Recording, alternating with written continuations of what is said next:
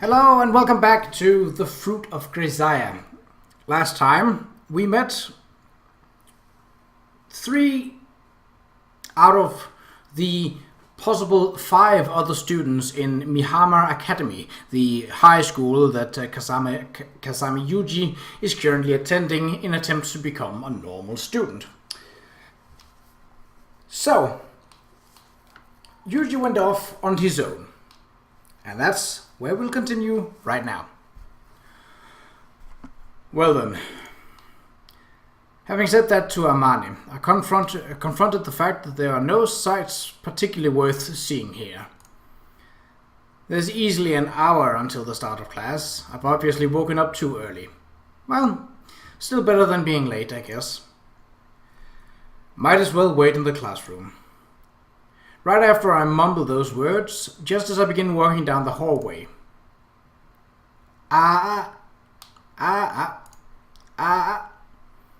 What the?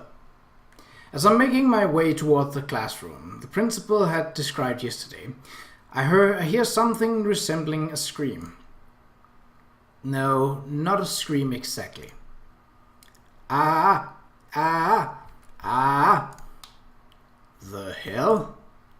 Although it doesn't seem to be an emergency situation, I'm certainly a bit concerned by this sound. It's dramatically out of place in the otherwise quiet morning schoolhouse. For the time being, I decide to approach. When I peer inside through the hallway window, I find a single woman shouting in the direction of the blackboard. Judging from the fact that she's wearing a uniform, it would seem that she's a student here like Sachi, Amani, and Makina. Apparently, oblivious to my presence, she continues her routine. Warm-up complete. Then, next up, after deeply inhaling, 1, 2, all in one breath, she firmly lets loose a string of syllables familiar as vocal tuning exercise. Alright, I've said it in one breath. Nice work, me. That is, I'm telling you what to do what I say. That's not it. This is no good at all. I'm not telling you what. I'm telling you to do what I say. Yeah, that was good, I think. Moving on. It's not like I did it for your sake or anything. While staring at the memo pad in her hand, she awkwardly but forcefully rattles off phrases one after another.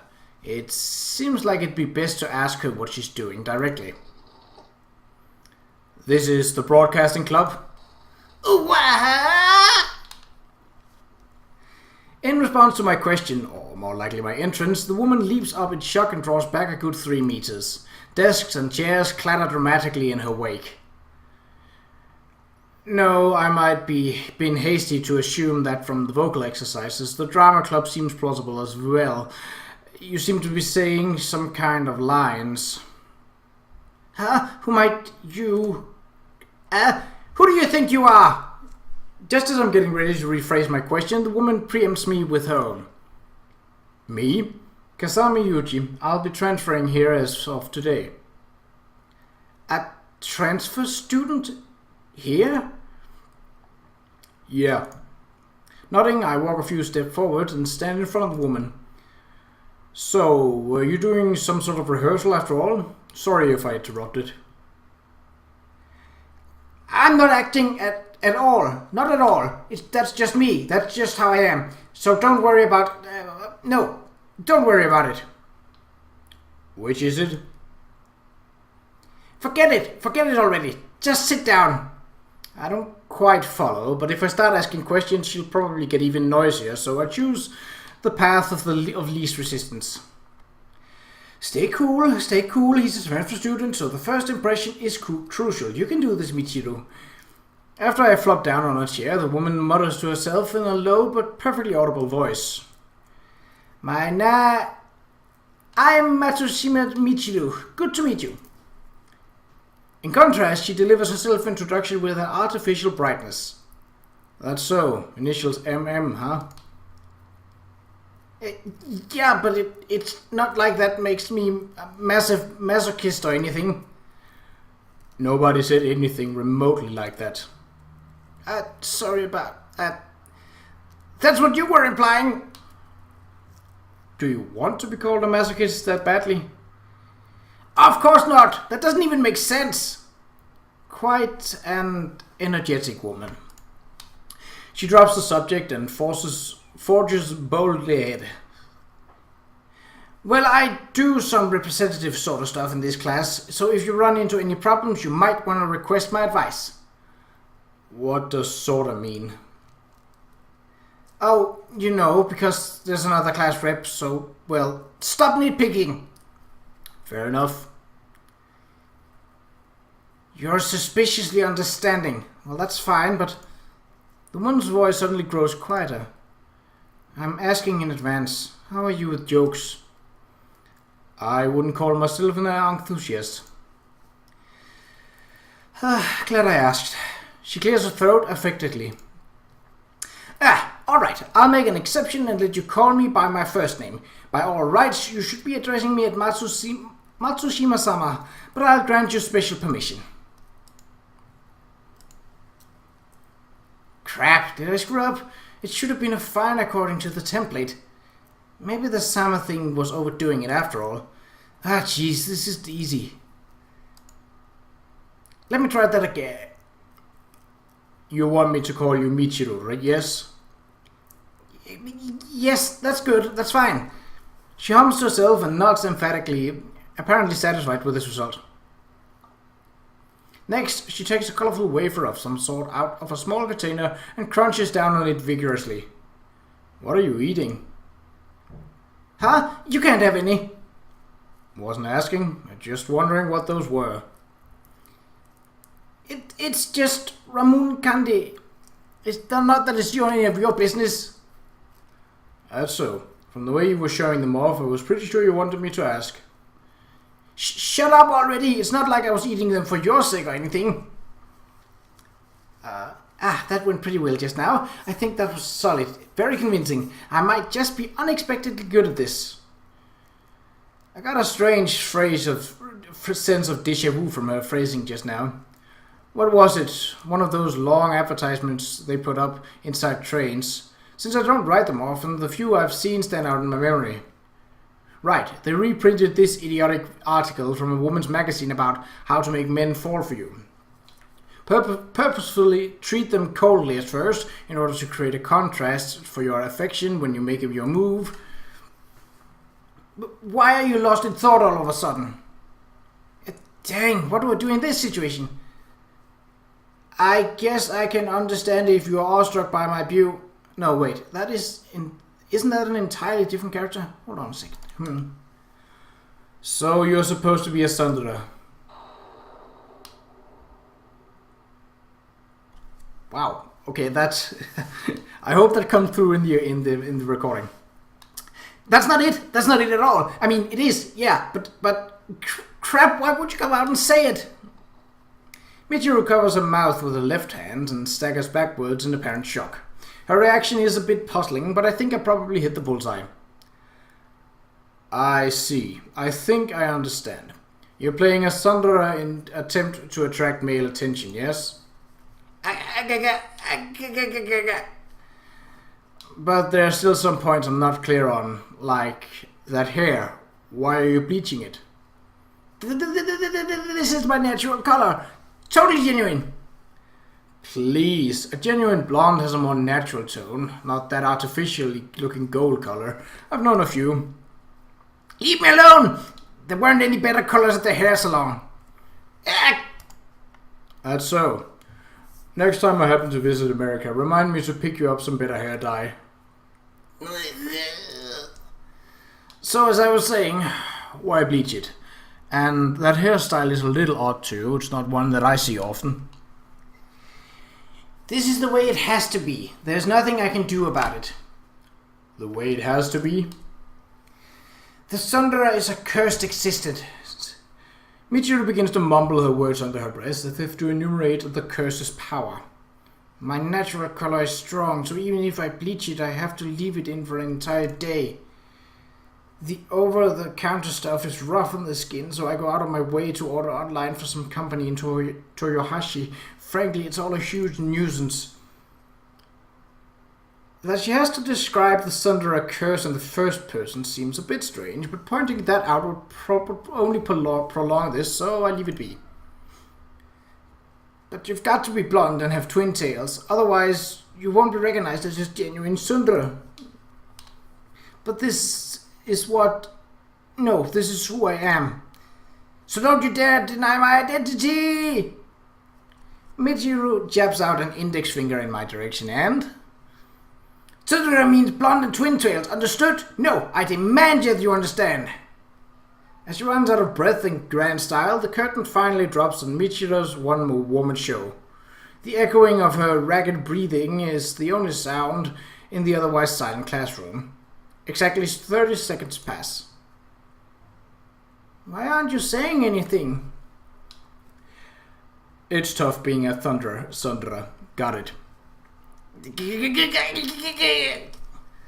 I'm not sure if that wasn't what she was looking for, or if she just lost the will to go on, but Michiru glares at me while emitting a sound reminiscent of a malfunctioning industrial machine. Anyway, let's get along, Michiru. I don't want to get along with you! Why don't you get along with yourself by yourself? Yeah, it goes without saying. I plan to get along just fine on my own. That's supposed to be the part where you stutter in confusion, idiot! It really isn't easy being at Tsundere, is it? Leave me alone! Go away! Finally breaking down, Michiru begins flinging waste paper, permanent markers, and anything else lying around in my direction in an attempt to drive me off. Are you crying? Sorry, my bad. I'm not crying, you jerk! My attempt at an apology seems to have only fueled her anger, so in the end I decided temporary withdrawal is in fact called for. Class is starting in another 15 minutes, but it should be fine. I'll just kill some time somewhere. Morning! Good morning. 5 minutes before the start of class, practically the moment after I re-entered the classroom, Amane and Sachi arrive. The Tsundere from earlier is looking at me with naked aggression, but noticing the arrival of the others. Morning, Amane, Sachi. Resuming the performance in question, she promptly calls out to them. Ah, good morning to you, Michiru-sama. Ah! The instant her greeting is returned, Michiru runs over noisily and shakes her hands in front of Sachi. Is something the matter? Sachi, I thought I asked you to quit with that Michiru-sama thing. I mean...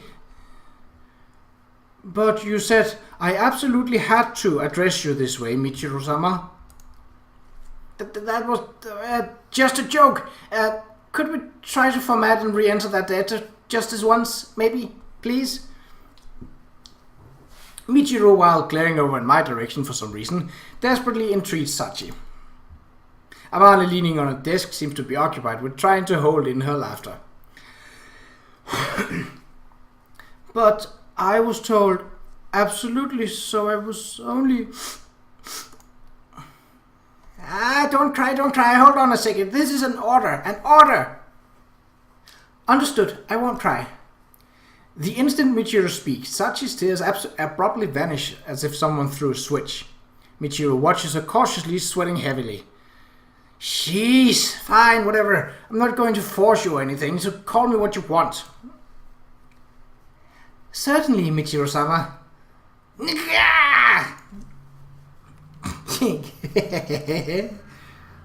Michiru staggers her way back to her seat, with all the vitality of a limp rag. You feeling alright, Michiru-sama? I'll kill you. Sorry, just wanted to give it a try. Michiru collapses weakly onto her desk. Morning. Makina's lisping voice sounds from the rear of the classroom. Seems like she might not be used to my presence yet, judging by the way she beelines straight for Amane, hides herself behind her, and steals glimpses at me. Morning, your shyness of terror of men or whatever continues to impress me.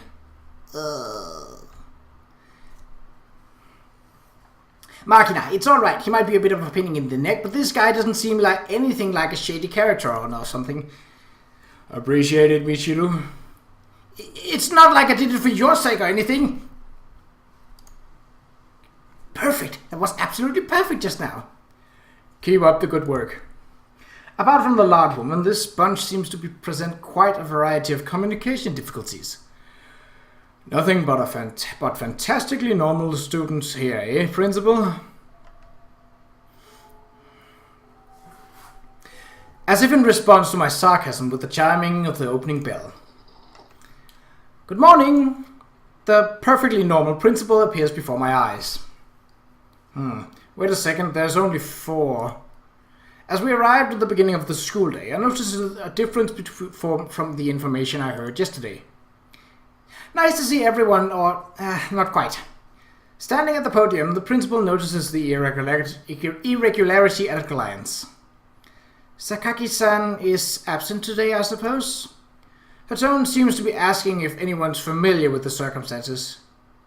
Probably just taking advantage of her flexible working hours again. What else is new? True enough, she hasn't been here much except the evenings for a while now. What's going on with Yumi-chan? I wonder if something happened. Apparently I'm not the only one with questions about our lone truant. Oh well, I had hoped to introduce her to Kazami-kun, but I'm sure you'll run into each other eventually. You're strangely tolerant. There are some circumstances involved. Alright, I'll be taking attendance. From an open window, the scent of the tide flows into the room. Perhaps because of the walls and steel fences surrounding us on all sides, it's not always easy to remember that this place is in fact close to the sea. In contrast to the breeze and the blue sky's imitations of freedom, the grey of those jutting fences speaks of denial and rejection. While my classmates raise their voices energetically, I pass the time staring into that sky. School life, huh?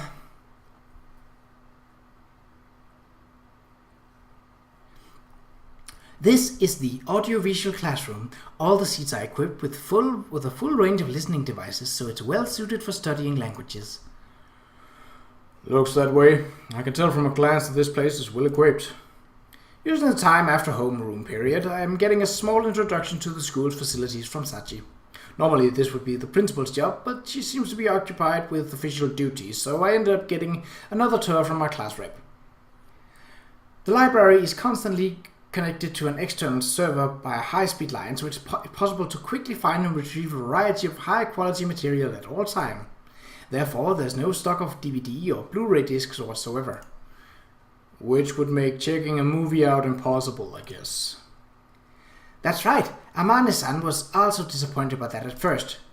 Sachi smiles a bit wryly as she speaks. Most of this stuff is probably in that pamphlet somewhere, but Sachi's explanations are comparatively to the point, clear and easy to understand. It seems she's actually quite intelligent. There's also a fairly good selection of previously broadcast television programs available. If you can't find what you're looking for, you can submit an application, and if approved, they'll add it to the server. Looks like they weren't that sloppy on the casting after all. Huh? What show are you talking about? The school drama currently being broadcast.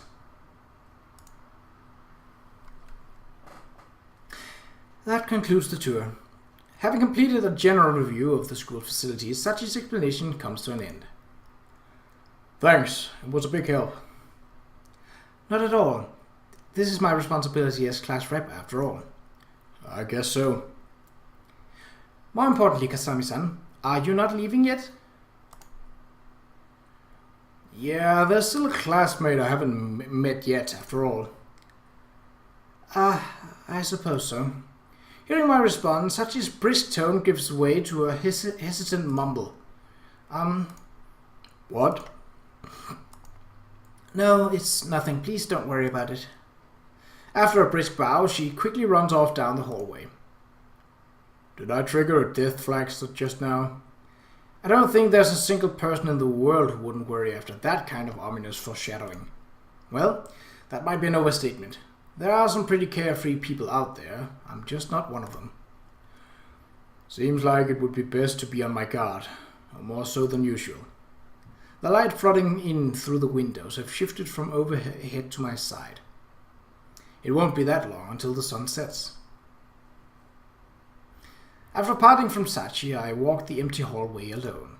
My surroundings are very nearly soundless thanks to my habitually quiet footsteps. However, inside the stillness, I sense a definite presence at my destination. She finally showed up. I hear a faint sound from the interior of the previously silent classroom. With that confirmation, I slowly open the door. The moment I enter the classroom, tension fills the air. Behind a window seat desk in the middle of the classroom, a chair rattles as its occupant turns to face me. My immediate impression of the girl, she doesn't appear particularly friendly. Yo. While it might not be the most polite first greeting, I call out you casually as I approach in order to demonstrate my lack of malicious intent. Sakaki Yumiko, right? Her expression doesn't change. Sitting on the chair, absolutely stock still, she stares fixated at me. I'm Kazami Yuuji. I'm a new student here as of today. I come to a halt in front of a desk. So I'll be your classmate as well, it seems. Pulling out a chair from the desk in front of her, I sit down. At the moment, we're about a meter apart. Nonetheless, the woman stares at me so tensely that she seems to be forgetting to breathe. Rather than staring, her expression could probably be more accurately described as glaring. I wasn't able to introduce myself in the morning. Heard you'd probably be around in the evening. I keep talking regardless, but no response is forthcoming. Maybe she's got a psychological problem with men like Machina. But then again, she didn't try to run when I approached her. I changed my position on the seat to face her directly. Straddling the chair, I lean forward slightly. The motion has closed the 1 meter gap down to about 70 centimeters. I'd like to at least confirm your identity. Hey! As if to declare her refusal to acknowledge my existence, the woman stands from her seat and briskly moves to the exit of the classroom. How about at least responding to me? I follow her immediately. The woman opens the classroom's rear door just enough for one person to pass and tries to slip her way outside. Hey! Calling out again, I try to follow her through that gap. Gah! In that moment, the woman forcefully slams the door shut. She clearly closed it knowing full well I was trying to follow. Her expression betrays surprise. Maybe she'd been expecting my hand to get caught on the door or back off from having it slammed in my face. Instead, the door she attempted to slide closed is firmly held by my open hand. An outcome she apparently hadn't been prepared for. Could have broken my hand, you know that. Although she's the one who was trying to shatter my fingers, she's glaring at me like I'm the bad guy here. What exactly did I do to deserve this from someone I've just met? I'm just looking for an introduction. Opening the half-shut door, I take a step forward. She doesn't back down. Quite the greeting. I stop the motion of her hand about 5 centimeters before its target. It isn't the most efficient block, but for the purpose of diffusing her reckless hostility, an easily comprehensible action seems necessary. I was expecting something of the sort, but you favor the classic slap to the face, I see. Maintaining my grasp on the woman's wrist, I stare her down at short range. As for the woman, she's staring right back, her eyes wide open with shock, completely still. Well then, let me ask you again. The strong orange glow of the evening sun illuminates the classroom. Are you Sakaki Yumiko? Her expression hostile as ever, the woman slowly opens her mouth. With an air of slight resignation, but clearly unwavering in her refusal of any relation to me, with me she speaks. What if I am? Okay, good to meet you. As the evening sun fell behind a cloud, its light dimmed and the classroom filled with shadow, with the sound of Yumiko's breath and the faint roar of the waves beyond the walls. The curtain was raised on my normal student life.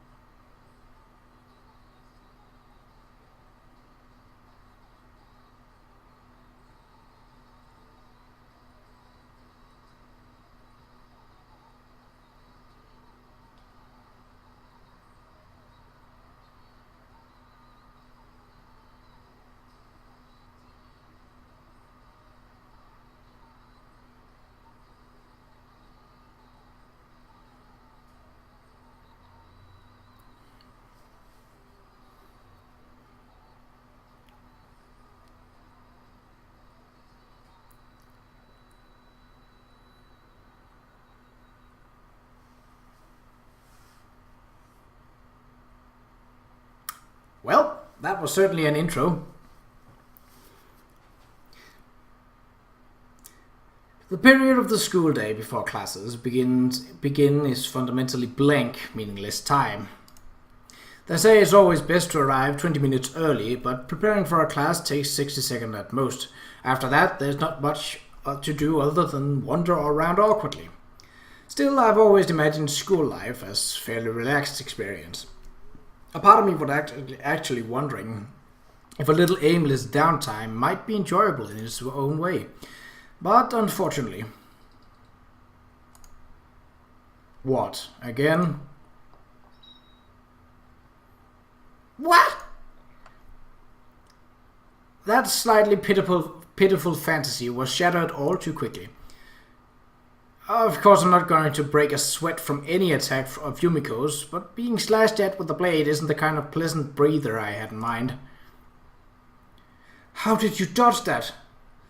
I guess you had thought it a particularly well-timed attack, judging from the shocked gaze she's directing at me as she catches her breath.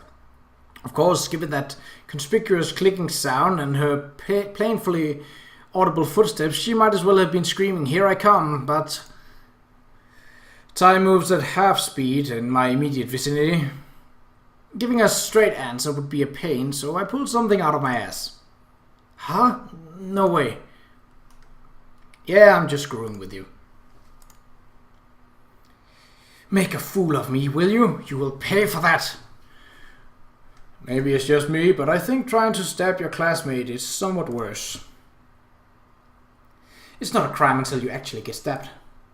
This woman's copy of the criminal code seems to be missing at the page on attempted murder, but judging from the way she momentarily bought my nonsense, she's unexpectedly airheaded. Maybe a bit naive would be the nicer way to put it. You'd better remember my face. There's only 6 of us here. It would be harder to forget. You're making a fool of me again! That's not what I meant! Still glaring in my direction, Yumiko retracts the blade of her box cutter. And snorting in displeasure leaves with a flutter of her skirt. Didn't take long for you to land yourself in a mess, Yuuji-kun. When I return to the classroom, Amanis strikes up a conversation. I guess the story of the knife assault in question has already spread around the classroom, as my problem with Yumiko seems to be common knowledge. It's not like she's doing me any harm, but I can't say I'm enjoying this. In our first encounter, I approached the stubbornly silent Yumiko in a physical sense. The outcome was her initial act of rejection. In part, that might have been the result of my own heightened wariness. Such as heavy-handed foreshadowing put me on guard, and I have a tendency not to trust someone I'm meeting for the first time. At that time, while I certainly felt animosity from her, it wasn't so intense as to discourage me from approaching. However, from our second encounter on, Yumiko bared open hostility towards me. What's worse, apparently having come to the conclusion that she wasn't a match for me barehanded, she's been swinging around a box cutter of all things. According to Amane, it seems that Yumiko has something of a habit of brandishing retractable knives at people. Of course, her goal is usually more intimidation than anything else, but speaking as the target this time, I can sense there's a part of her that's seriously trying to stab me. It's not the best feeling in the world. Maybe she recognized you as a rival. She does threaten us with her cutter sometimes, but she never slashes us for real like that. I'd really prefer to avoid that kind of recognition. It's your own fault for approaching her all of a sudden. Didn't you realize it when you got near? She's got that glaringly obvious barrier around her personal space. Didn't notice. You look pretty strong, Yuuji-kun, but thick-headedness might prove fatal. I'm pretty perceptive when my life's in danger, but I don't really feel that level of threat from Yumiko. Yuuji-kun, I'm not feeling confident about your future love life. My master did say I was exceptionally unskilled in that department. Master? At any rate, I want to do something about Yumiko's aggressive rejection of me. For that purpose, I'll need to talk to someone familiar with her circumstances. Alright, we are beginning homeroom. With the attendance book in her hand as usual, our carefree principal appears. I guess Chizuru is the only one I can ask. In conclusion, Yumiko seems to hate me with a passion. Putting Sakaki-san aside, I think I can understand why someone might hate you. Oh? Let's hear it then. Oh, yourself! I couldn't think of anyone else to ask, and you've probably got the free time anyway. Bad enough you barged into my office. Did you really need to insult me to my face as well? I only said what I was thinking. Was I wrong? Of course you were. More or less. Got it. In deference to your feeling, no matter how much I think you're lacing around, I'll keep it quietly buried in my heart from now on. Good enough? Going out of your way to tell me that is just going to make me worry about it every time we talk. What do you want from me? Spare me with the vague complaints. What's your pleasure? And he wonders why people hate him. Do you have an idea? Just forget it.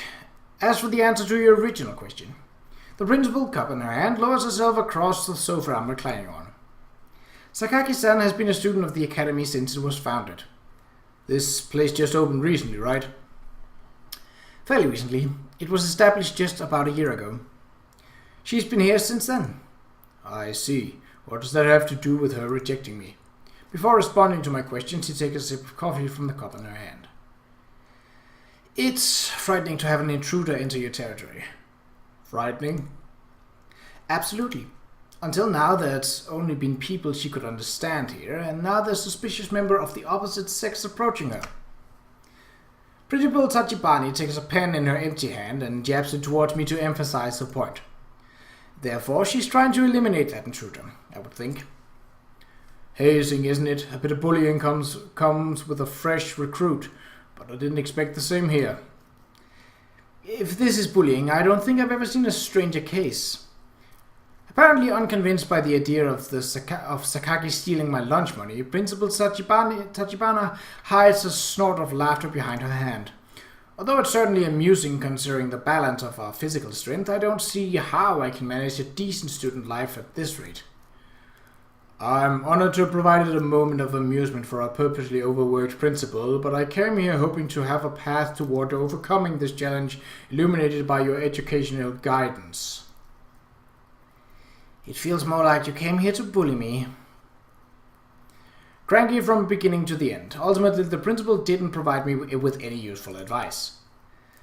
This is what school is like, so figure it out for yourself. A normal school life means a few problems like these.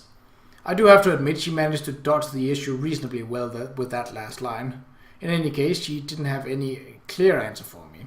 I'm left with no choice but to do as she says and try to work on this over time.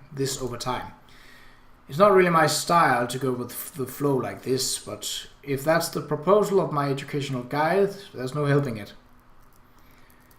And we will deal with Yumiko in the next episode. So until then, take care.